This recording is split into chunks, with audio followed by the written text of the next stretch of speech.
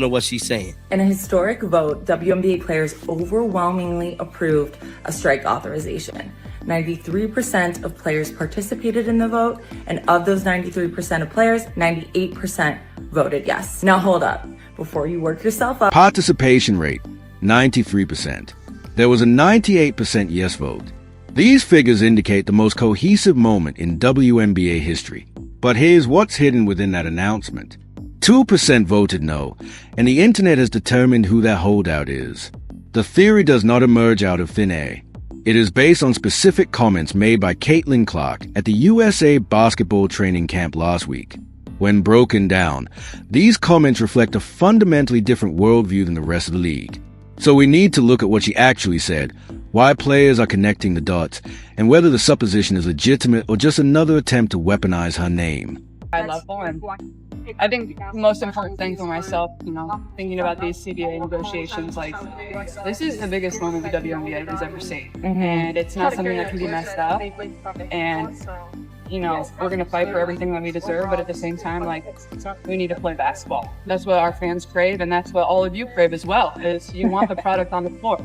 And at the end of the day, that's how you make the money. That's how you're marketable. That's what the fans get excited about. That's what the fans want to show up for. So, it's business and it's a negotiation, and there has to be compromise on both sides. And, we're starting to get down to the wire of it, and it's becoming really important. And, obviously I want to help in any way I can. Let's go down that sentence piece by piece, since language is important. We need to play basketball. That is the crux of her argument.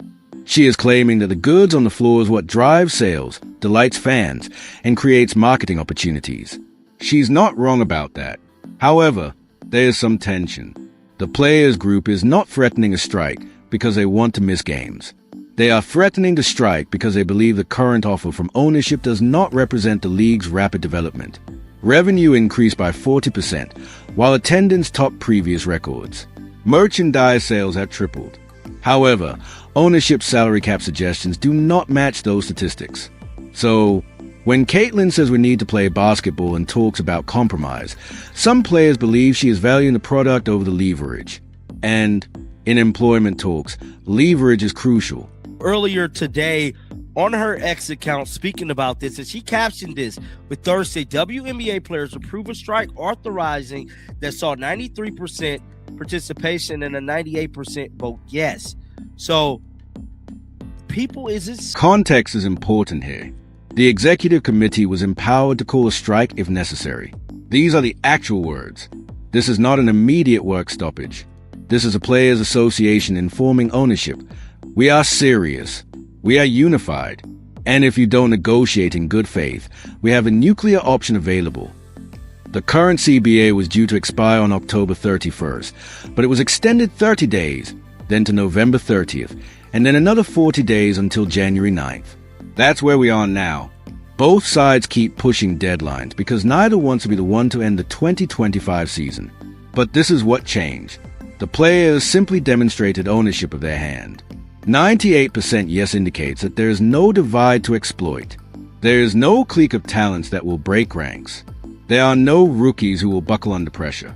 That is expected to improve their negotiation position. Just came on record that she's not doing the Project B. She has not done Unrivaled. She is a strong supporter of the WNBA as a whole. So we all know that. Now, I'm not making this video to point fingers at Caitlin Clark saying that she is the one. Sophie Cunningham's decision is noteworthy because it demonstrates the range of player priorities. She rejected down Unrivaled, a 3-on-3 league that paid 6 figures for 8 weeks of work. Her reasoning: she's all in on the WNBA, wants to devote her efforts to the league, and believes in its long-term success. That is one approach. Other stars, such as Brianna Stewart and Nenfisa Collier, were established precisely because WNBA wages require players to travel overseas every summer. They are creating alternate revenue streams because they don't believe the league will pay them what they are worth. So, where does Caitlin fit? She's also not doing exceptionally well. She has the biggest Nike deal in women's basketball history. She has State Farm, Gatorade, Wilson, and Xfinity. Her financial condition is radically different from the majority of the league, which causes a perception issue when she discusses compromise. I can't speak to every single number. It's pretty complicated, but I think there are different things that we can find ways to say, no, like, we certainly deserve that, and we're not going to compromise on that, and then other things that we can probably compromise on. But like I said, like, this is the biggest moment in the history of the WNBA, and I don't want that to be forgotten. Similar, like, it's important that we find a way to, play this next season, and I think our fans and even every... The last line is what has sparked the conjecture. I believe she is referring to the legacy players, those who developed the WNBA when no one was watching. The suggestion is that you should not throw away what they have sacrificed for. It's a great emotive argument, but it's also the precise argument that ownership wants players to make. Because if players put honoring the legacy above leveraging their advantage, ownership wins a negotiation. The Players Association is aware of this. That's why Breanna Stewart has publicly stated that she would appreciate NBA Commissioner Adam Silver's assistance at the negotiation table. That indicates that negotiations have deteriorated to the point where outside assistance is required. You don't invite the NBA Commissioner until negotiations are going nowhere. She would welcome help from NBA Commissioner Adam Silver at the bargaining table, which can be looked at as an indication that negotiations are not progressing in a constructive manner. The league, meanwhile, says negotiations are ongoing and points to proposed increases in salaries and revenue sharing to support their characterization that they're committed to getting a transformational deal done. What makes this moment even bigger is that the WNBA has never had a player strike in its nearly 3 decades long history. And as the WNBA continues to grow, more attention, more revenue, more star power, this vote stands to define the next era of women's sports as a whole. The present CBA does not include meaningful revenue sharing. It follows a sophisticated formula based on meeting specific revenue targets. The players want a 50-50 cut, similar to what the NBA has. Owners are resisting because, while WNBA revenue is increasing, it remains a fraction of the NBA's. They argue that the league is not yet profitable enough to commit to that crowd. But this is what the athletes see. The league just inked new media deals totaling $2.2 billion over 11 years. That's $200 million every year, up from $50 million under the previous agreement.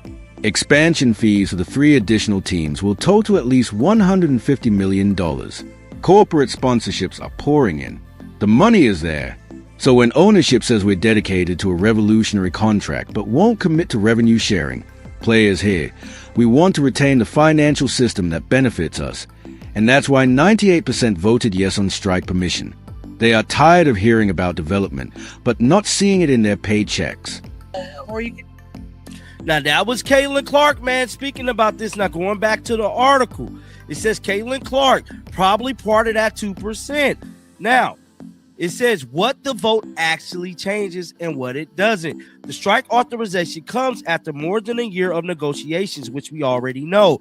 Now, the current CBA was originally scheduled to expire on Halloween, October 31st, 2025. But both sides agreed to keep talking rather than letting it lapse. Now, first came a 30-day extension. Then the deadline was November the 30th. Then a 40-day extension moved it to January 9th, and that's where we're at right now. Now, just like I stated, many people is still pointing fingers at Caitlin Clark potentially being the person that is holding everything up. I want to know your thoughts down in the comment section right now. Do y'all think it's Caitlin, or do y'all think people is framing Caitlin saying that she is the one? Keep them bells on. This is what makes Caitlin Clark's situation so tricky. She is both the largest beneficiary of WNBA expansion and the player with the least financial need for a better CBA. Her rookie salary was $76,000. That's nothing compared to what she produces for the league. However, her endorsement portfolio is worth tens of millions. Most WNBA players do not have this choice. Their financial security is totally dependent on league wages and whatever they can earn overseas. So, when Caitlin talk about compromise and playing basketball players with no endorsement deals, here's someone who doesn't rely on the CBA to work. That's not always fair to her. She may believe in fighting for better terms while also believing that a strike would derail the league's progress. These two positions are not incompatible. However, in labor talks, nuance is quickly lost. You either support the communal action or undermine it. And if she was one of the 2% who voted no, which we don't know, It would corroborate what some players already suspect. Her priorities and financial reality are fundamentally different. Fans began to speculate after she made comments about USA basketball and the timing of the vote. She made statements about compromise and the necessity to play basketball. Days later, the voting results were released, showing that 2% voted no. The mathematics was straightforward. 93% of players voted. 2% answered no. That's about 2 or 3 players out of 144 in the league. People began questioning who has the most to lose from a strike, who gets the most from the status quo, and who has publicly discussed compromise, and Caitlyn's name came up often.